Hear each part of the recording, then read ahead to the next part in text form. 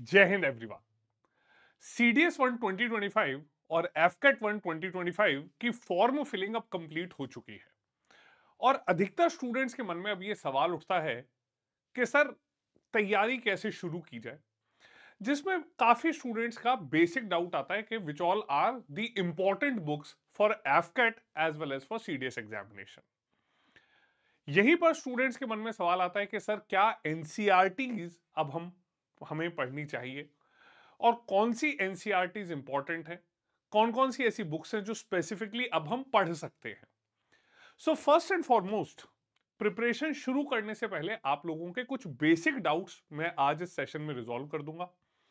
इसके अलावा कौन सी बुक्स आपको पढ़नी चाहिए, टारगेट किन बुक्स को करना चाहिए, कौन कौन से बाकी रिसोर्सेज या स्टडी मटेरियल हैं जो यूजफुल हैं, और इसके अलावा एनसीईआरटीज कौन सी रेलेवेंट हैं जो हमें पढ़नी चाहिए। So before starting off with this session, let me clear one thing.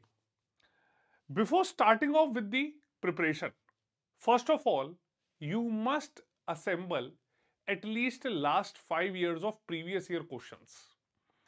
और पिछले 5 साल के प्रीवियस ईयर पेपर्स जो हैं सीडीएस के आपको ऑनलाइन मिल जाएंगे। 3 से 4 साल के यूपीएससी की वेबसाइट पर ही मिल जाते हैं।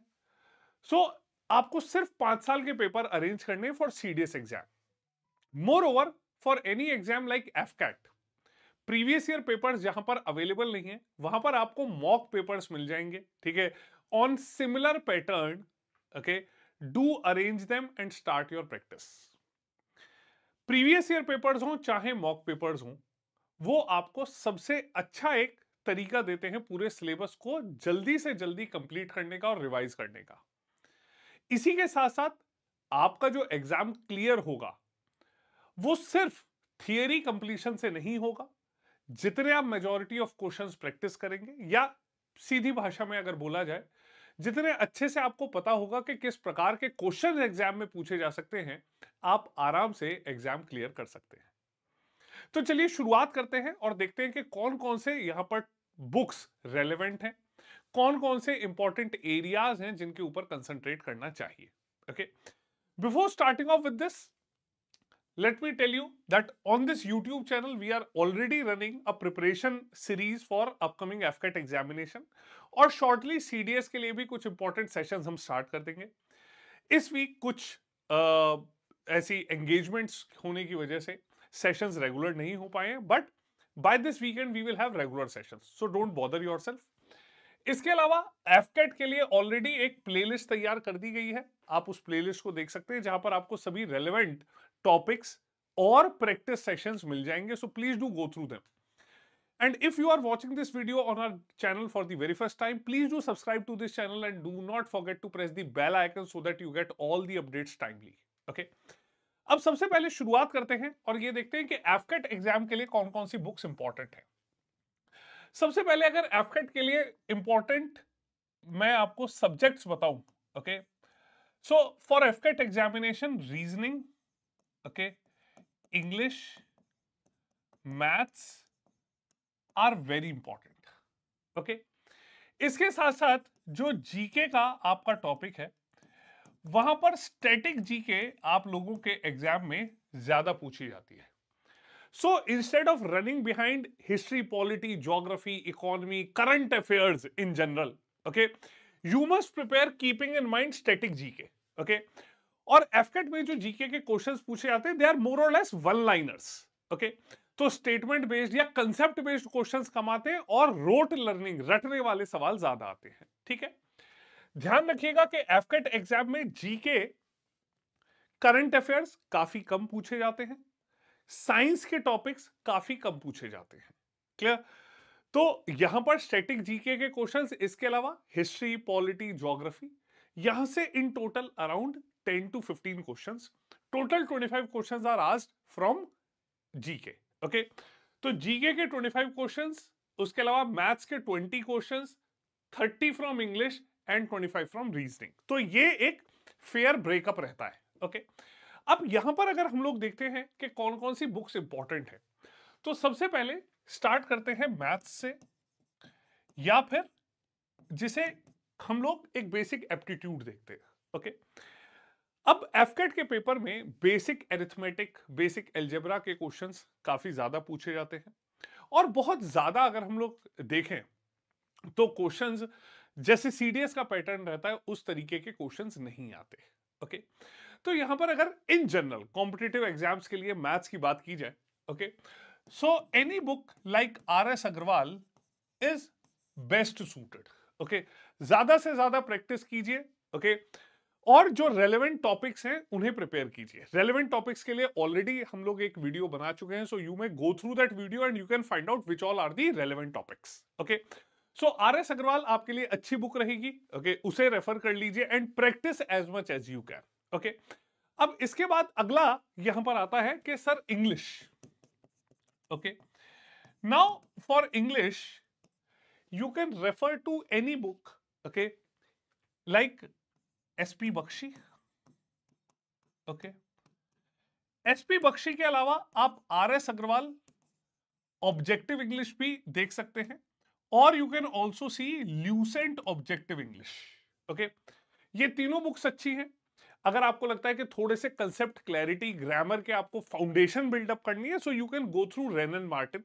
Okay, but I would suggest you that instead of working too much upon building up the concepts or foundation, okay, you must prepare, you must practice a good amount of questions। ज्यादा से ज्यादा questions practice कीजिए, जहां पर आप गलती कर रहे हैं उस कंसेप्ट को एक बार रिवाइज कर लीजिए। ओके, तो इन तीनों में से कोई भी एक बुक आप ले सकते हैं and that will be more than sufficient. Okay, next reasoning के लिए अगर बात करें तो रीजनिंग के लिए भी मैं आपको सजेस्ट करूंगा कि आप रेलेवेंट जो स्पेसिफिक टॉपिक्स एग्जाम में आते हैं, इंपॉर्टेंट टॉपिक्स, वो आप RS अग्रवाल से ही प्रैक्टिस कर सकते हैं। इसके अलावा अरिहंत पब्लिकेशन की जो रीजनिंग की बुक आती है, ओके, उसे प्रैक्टिस कर सकते हैं। Clear? Okay, so analytical reasoning जो आती है, ठीक है, अरिहंत पब्लिकेशन की, that is also sufficient. Okay, good enough to prepare for this examination. Okay, general awareness की अगर बात की जाए या जीके की अगर बात की जाए, ल्यूसेंट जीके जो बुक है आप उससे पढ़ सकते हैं, that is more than sufficient. Okay, इसके अलावा आप एफकेट में कई बार देखते हैं कि कुछ प्रैक्टिस पेपर्स, ओके, दिशा पब्लिकेशन के अच्छे आते हैं, आप उन प्रैक्टिस पेपर्स को भी रेफर कर सकते हैं। क्लियर? सो दिशा पब्लिकेशन के रिलेवेंट आपकी प्रैक्टिस बुक्स हैं, they are good, they are more than sufficient. Okay, so these are some relevant books for AFCAT examination. Okay, इसके ज्यादा आपको बहुत ज्यादा पढ़ने की जरूरत नहीं है, इनमें से आप कोई भी एक बुक जो है रेफर कर सकते हैं। ठीक है, अलॉन्ग विद दिस कई बार हम लोग देखते हैं कि इंग्लिश और मैथ्स में किरण पब्लिकेशन की जो बुक्स हैं, ठीक है, प्राइमरीली फॉर इंग्लिश, ओके, उससे भी आप अच्छी खासी प्रैक्टिस आपको मिल जाएगी। ओके, रेलेवेंट प्रैक्टिस मिल जाएंगे and that this book is well updated. Okay, so you can go for any of these books. Okay, practice के लिए मैंने आपको बताया कि दिशा पब्लिकेशन के कुछ प्रीवियस ईयर मॉक पेपर्स आते हैं, एफकेट की डेडिकेटेड बुक्स आती है, so they are also good. Okay, next moving on to the CDS examination. Okay, अब ये जो सीडीएस एग्जामिनेशन है वहां पर अगर देखा जाए, सो you have got 3 papers, English, GS, GK जिसे बोल सकते हैं, ओके, एंड ऑल्सो मैथ्स। ठीक है, now for OTA you only require English and GK, and for IMA, AFA and Indian Naval Academy you require all 3. okay, तो English और GK के लिए, इंग्लिश और मैथ्स के लिए जो भी मैंने बुक्स प्रीवियस आपको बताई हैं, ओके, जैसे मैथ्स के लिए RS अग्रवाल बताइए बेस्ट सूटेड, और इंग्लिश के लिए either of these books, okay, you can go through all of these books. ठीक है, आप इनमें से कोई भी बुक सीडीएस इंग्लिश के लिए भी ले सकते हैं and make sure that you practice a lot. Okay, इसके अलावा सीडीएस में सबसे ज्यादा जरूरी है कि आप लास्ट 5 इयर्स के पेपर जो हैं वो प्रैक्टिस करें। ओके, पिछले 5 साल के पेपर आपको इंग्लिश का भी एक अच्छा खासा आइडिया दे देंगे और मैथ्स की तो कंप्लीट प्रिपरेशन आपकी लास्ट 5 इयर्स के पेपर से हो सकती है। ओके, अब यहां पर प्राइमरीली हम लोग एम्फेसाइज करेंगे that what is required for GK. Okay, अब जीके की अगर बात की जाए तो जीके में सबसे पहले हमारा सब्जेक्ट है history.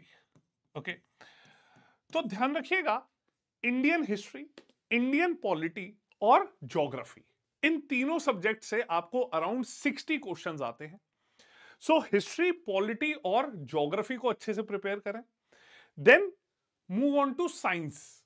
Okay, then it would be current affairs and economics. Okay, तो यहां पर अगर हम हिस्ट्री में देखते हैं तो सबसे पहले अगर एंशियंट हिस्ट्री की बात करें, ओके, सो एंशियंट हिस्ट्री में आप लोग पढ़ने के लिए यहां पर जो क्लास 11th की एनसीईआरटी है, okay, that is good. Okay, class 11th NCERT जो ओल्ड एनसीईआरटी बुक है आप उससे रेफर कर सकते हैं। ठीक है, न्यू एनसीईआरटी देख रहे हैं तो क्लास 11th की जो थीम्स इन इंडिया है, okay, that is good book. Okay, आप 11th की एनसीईआरटी को पढ़िए, that is good enough to prepare for this. Okay, ancient history का एक अच्छा खासा आपको आइडिया मिल जाएगा। इसके अलावा एक India's ancient past by R S Sharma book आती है, आप उसे भी रेफर कर सकते हैं। ओके, इसके अलावा कई बार स्टूडेंट्स पूछते हैं कि सर तमिलनाडु की जो एनसीईआरटी है वो पढ़ सकते हैं, तो हाँ, वहां पर जो 11th की हिस्ट्री बुक है volume 1, that is also more than sufficient. Okay, इसके अलावा अब मेडिवल इंडिया की अगर बात की जाए, ओके, मेडिवल के लिए हम लोग देखते हैं कि मेडिवल के लिए अगर एक तो ओल्ड एनसीईआरटी आपकी आती है, ओके, सतीश चंद्रा जी की, आप उसे रेफर कर सकते हैं। तमिलनाडु की एनसीईआरटी में आप 11th की जो सेकंड वॉल्यूम है हिस्ट्री की उसे रेफर कर सकते हैं, क्लियर। या फिर क्लास 12th की जो आप लोगों की एनसीईआरटी है, okay, themes in Indian history part second, okay, you can refer to that book, clear. तो आप लोग वहां से एक फेयर इनफ आप लोगों की प्रिपरेशन हो जाएगी। ओके, मॉडर्न की अगर बात की जाए,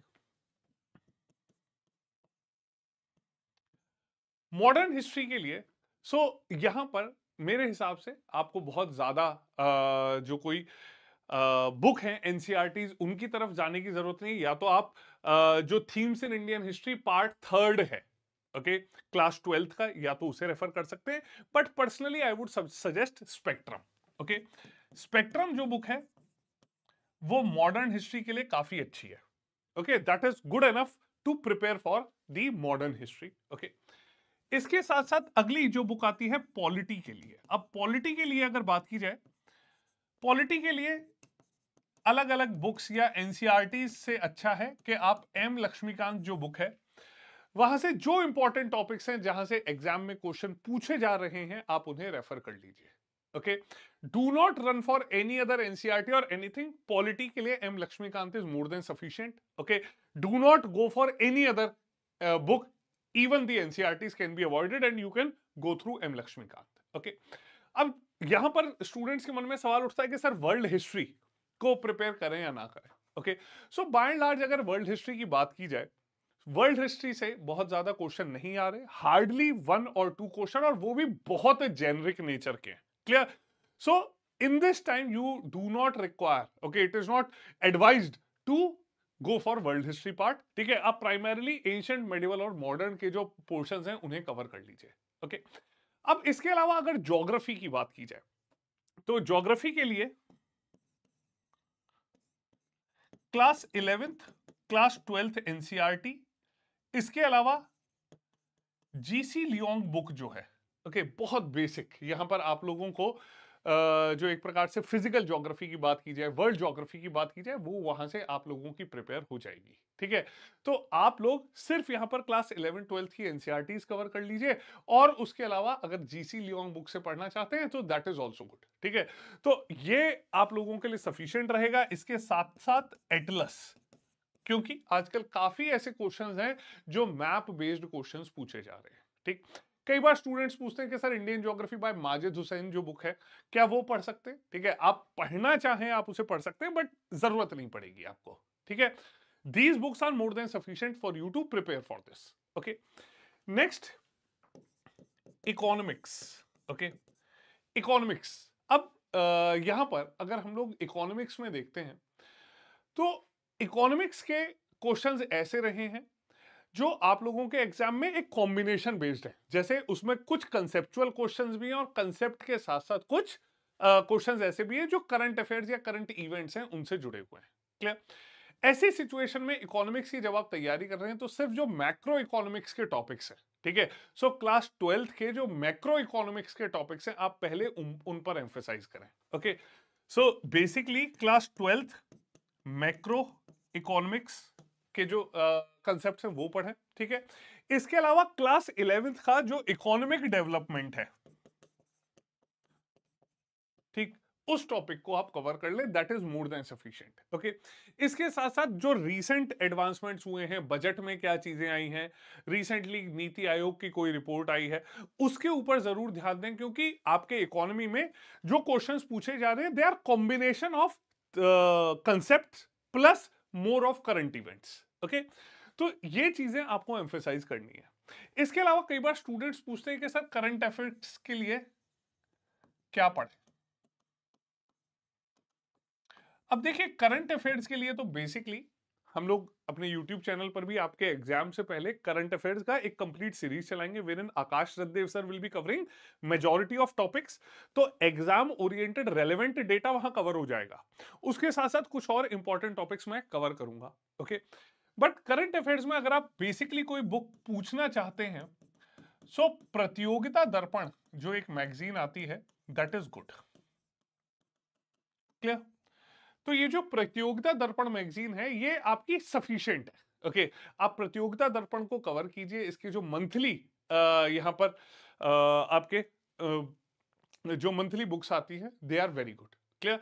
सो आप ये मंथली बुक्स यहां पर कवर कीजिए, they'll be more than sufficient for you. Okay, अब इसके साथ साथ अगला जो शॉर्ट टॉपिक है जहां पर आप लोग बहुत अच्छा स्कोर कर सकते हैं, ठीक है, वो आप लोगों के एग्जाम में आता है पोर्शन साइंस का।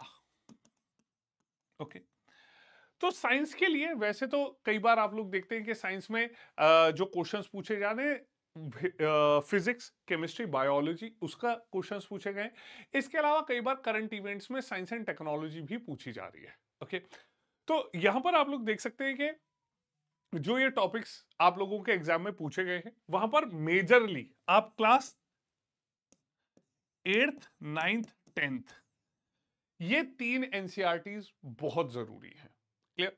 उसके साथ साथ कुछ सेलेक्टिव टॉपिक्स जो है वो क्लास 11 12th की बायो और केमिस्ट्री के भी आ रहे हैं। क्लियर? जैसे हम लोग देखते हैं कि एनवायरमेंट इकोलॉजी में आपके क्लास 12th में टॉपिक है इकोलॉजी का, वो पूछा गया।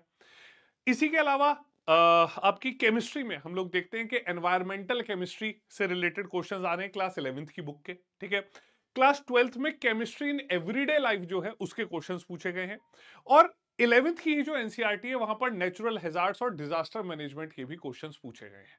क्लियर? तो आप लोग वैसे तो बेसिक कंसेप्ट्स के लिए क्लास 8th 9th 10th की जो एनसीईआरटीज हैं उन्हें कवर कर लीजिए, आपके बेसिक कंसेप्ट्स क्लियर हो जाएंगे। और सेलेक्टिव टॉपिक्स हैं कुछ, disaster management, chemistry in everyday life, okay, environment ecology, वो आपको सेलेक्टिव टॉपिक्स क्लास 11 12 से मिल जाएंगे। ओके, बट वहां पर बेसिक जो क्वेश्चंस पूछे जा रहे हैं they are around the same. Clear? So these are effectively some very important books for your examination. ठीक है, आपकी एग्जामिनेशन के लिए ये जो बुक्स हैं ये काफी ज्यादा सफिशिएंट है। ओके, अब अगला सवाल आता है कि सर करंट अफेयर्स, तो मैंने करंट अफेयर्स के लिए आपको बता दिया कि बेसिकली तो हम YouTube चैनल पर कवर करेंगे, ऑल रेलेवेंट करंट अफेयर्स जो है वो कवर किया जाएगा। इसके साथ साथ प्रतियोगिता दर्पण इज ऑल्सो सफिशियंट। ओके, आप मंथली ले सकते हैं प्रतियोगिता दर्पण, या फिर आपका इसका हाफ ईयरली जो एडिशंस आते हैं they are also good enough. Okay, now NCERTs. अब पहली चीज मैं आपको बता दूं कि एनसीईआरटीज जो हैं these are not required for AFCAT exam. Clear? AFCAT के लिए आपकी एनसीईआरटीज की कोई भी जरूरत नहीं है। ओके, आप लोग यहां पर प्राइमरीली एनसीईआरटीज जो हैं वो आपको सिर्फ सीडीएस के लिए चाहिए, इंग्लिश में नहीं चाहिए, मैथ्स में नहीं चाहिए, सिर्फ जीके के लिए चाहिए। ओके, अब यहां पर एनसीईआरटीज मैं आपको दोबारा से बता देता हूं कि क्लास सपोज हिस्ट्री की अगर बात की जाए, ओके, हिस्ट्री के लिए क्लास 6 to 12 की एनसीईआरटीज पढ़ने की जरूरत नहीं है। यहां पर आप 6 7th 8th की अगर एनसीईआरटी पढ़ते हैं तो आपको कई बार लगता है कि अरे इसमें तो बहुत बेसिक दिया हुआ है। ओके, तो आप वहां पर स्पेसिफिकली ओके क्लास 12th की एनसीईआरटी कवर कीजिए, themes in Indian history. Okay, so majorly यहां पर क्लास 12th की जो एनसीईआरटी है, okay, themes in Indian history part 1, part 2, part 3, okay, उसे कवर कर लीजिए। Okay, that will give you a very good idea. Okay, आपको एक फेयर आइडिया जो है वो मिल जाएगा। ज्योग्राफी के लिए अगर बात की जाए तो मैंने जैसा आपको बताया कि क्लास 11th और 12th की जो एनसीईआरटीज हैं आप उन्हें कवर कीजिए। क्लियर? 11th की एनसीईआरटीज में आपको फंडामेंटल्स ऑफ फिजिकल ज्योग्राफी और फिजिकल एनवायरनमेंट कवर हो जाएगा। 12th की एनसीईआरटी में ह्यूमन ज्योग्राफी और इंडियन ज्योग्राफी जो है, पीपल इकोनॉमी, वो कवर हो जाएगा। क्लियर? बाकी आप लोग देखते हैं कि क्लास 6th 7th 8th में, ठीक है, बहुत आपको बेसिक मिलता है, जैसे कई बार स्टूडेंट जो है उसे आप अगर चाहें तो अवॉइड भी कर सकते हैं। क्लियर? हिस्ट्री में अगर आर्ट एंड कल्चर कवर करना है तो क्लास 11th में इंट्रोडक्शन टू इंडियन आर्ट मिल जाएगा। ठीक है, क्लास 12th में आपको लिव इन क्राफ्ट ट्रेडिशंस मिल जाएंगे, सिर्फ सेलेक्टिवली चैप्टर 9 चैप्टर 10 में। ओके, इसके बाद इंडियन पॉलिटी के लिए, जैसा मैंने आपको बताया, पॉलिटी के लिए एनसीईआरटीज की आपको जरूरत नहीं है। M Laxmikanth would be more than sufficient. Okay, science and technology के लिए अगर एनसीईआरटी बुक्स की बात की जाए, ठीक है, तो क्लास 8th 9th 10th आप कवर कर लीजिए। और बहुत कुछ सेलेक्टिव टॉपिक्स हैं जो क्लास 11 12 से पूछे जाते हैं, जो आपके chemistry, everyday life, in disaster management, ecology, उसे रिलेट करते हैं। ओके, इसके बाद यहां पर इकोनॉमी की अगर बात की जाए, ठीक है, इकोनॉमी की अगर बात की जाए तो आपकी जो क्लास 12th की एनसीईआरटी है that is more than sufficient, और उसमें भी मेनली आप मैक्रो इकोनॉमिक्स के टॉपिक पढ़ लीजिए। अगर यहां पर आपको क्लास 11th की एनसीईआरटी है तो इसमें इंडिया इकोनॉमिक डेवलपमेंट जो है वो आप कवर कर सकते हैं। Clear? So these are the important NCERTs that you need to cover. Okay, अब दूसरा सवाल स्टूडेंट्स के मन में आता है कि sir for history, okay, sir history के लिए हम ओल्ड पढ़ें या न्यू एनसीईआरटीज पढ़ें? ठीक है, सो वैसे तो आपके पास जो भी बुक्स हैं वो आपने कवर कर लिया है, ठीक है, बट हिस्ट्री की अगर अवेलेबल हो जाती है तो ओल्ड एनसीईआरटी जो एंशियंट इंडिया की है, ठीक है, ओल्ड एनसीईआरटी एंशियंट इंडिया की बाय आर एस शर्मा, वो आप ले सकते हैं। ठीक है, मेडिवल इंडिया के लिए ओल्ड एनसीईआरटी ले सकते हैं which is by Satish Chandra. Okay, और उसके साथ साथ मॉडर्न इंडिया के लिए जो बिपिन चंद्रा जी की एनसीईआरटी थी वो पढ़ लीजिए, और थोड़ा अगर स्टोरी ऑफ सिविलाइजेशन आपको पढ़ना है तो अर्जुन देव जी की जो एनसीईआरटी है, but these basically are two relevant NCERTs. Okay, अब एनसीईआरटी क्यों जरूरी है? क्योंकि एनसीईआरटी में हम लोग देख रहे हैं कि रिसेंटली कई बार से एग्जाम में डायरेक्ट स्टेटमेंट्स हैं जो एनसीईआरटी से उठाई जा रही हैं, तो एक फंडामेंटल कंसेप्ट बिल्डिंग के लिए एनसीईआरटीज आर इंपॉर्टेंट। एक्सप्लेनेशन जो दिए गए हैं वो बहुत ही बेसिक भाषा में दिए गए हैं, ठीक, और उसके साथ साथ आपको एक पूरा इंसाइट मिल जाता है, पूरा कल्चर, सोशियो इकोनॉमिक डायमेंशन जो है वो सब समझ आ जाते हैं। क्लियर? सो एनसीईआरटीज आर दस इंपॉर्टेंट। ओके, तो ये कुछ सारी चीजें हैं जो आपको समझनी है, एंड डू मेक श्योर कि अगर सीडीएस के लिए हम लोग जीके की तैयारी कर रहे हैं, you have to study only by writing. Okay, आपको लिख लिख के पढ़ना है, इसके अलावा नहीं पढ़ना है। आप अगर ये सोचेंगे कि बस एक सिंगल प्रैक्टिस हमने दे दी वो उससे हो जाएगा, so that is not required. Okay, इसके अलावा सबसे जरूरी चीज है कि we have to practice as much as we can. ठीक है, जितने ज्यादा से ज्यादा हम लोग प्रैक्टिस करें वो हमारे लिए जरूरी है। सीडीएस एग्जाम के लिए आप लोग प्रीवियस ईयर क्वेश्चंस जो हैं उसके उन्हें प्रैक्टिस कीजिए, और मेरा तो ये सजेशन है कि आपको किसी भी एग्जाम का कहीं भी कोई क्वेश्चन बैंक मिलता है, just pick it up and start your practice. Okay, so practice is the key. Okay, और क्वेश्चन प्रैक्टिस से आप चाहे टॉपिक वाइज प्रैक्टिस कर रहे हैं तो कई बार स्टूडेंट्स पूछते हैं सर टॉपिक वाइज हम कहां से प्रैक्टिस करें? Topic wise you can also practice through Lucent objective GK.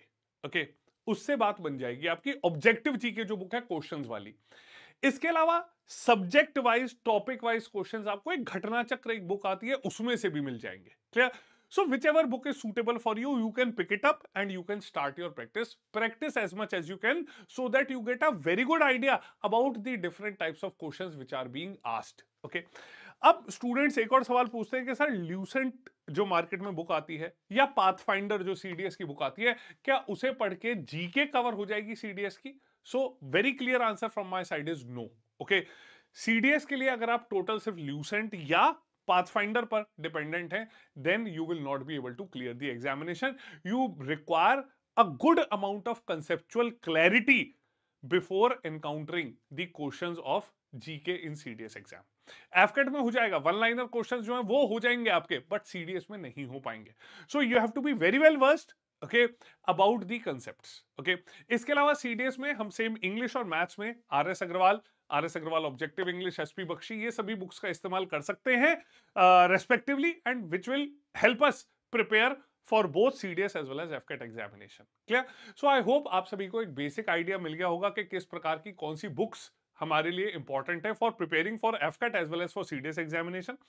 अभी भी आपका अगर कोई डाउट है, please feel free to comment below. ठीक है, कमेंट कर दीजिए and I will be more than happy to help you out. इसके अलावा आप व्हाट्सएप पर भी कनेक्ट कर सकते हैं with me as well as with Akash Randev sir, and these are are contact numbers given, so please do feel free to connect with us over WhatsApp. Okay, इसके अलावा आपको रेगुलर सेशंस जो हैं वो अब मिलने स्टार्ट हो जाएंगे। ठीक है, वहां पर प्रैक्टिस कीजिए and make sure that you also suggest to us that which all topics are required for you, and we'll be more than happy to cover those topics on our YT channel as well. Clear? So I hope ये video आपके लिए helpful रही होगी। आपको video अच्छी लगी या नहीं, प्लीज मुझे कमेंट सेक्शन में जरूर बताइएगा। एंड उसके अलावा भी अगर कोई ऐसा टॉपिक है जिसके ऊपर आप चाहते हैं कि मैं वीडियो लेकर आऊं, तो वो भी मुझे बताइएगा and I will be ready to help you out. Clear? So this was all from my side today. Will see you all in the next session. जय हिंद।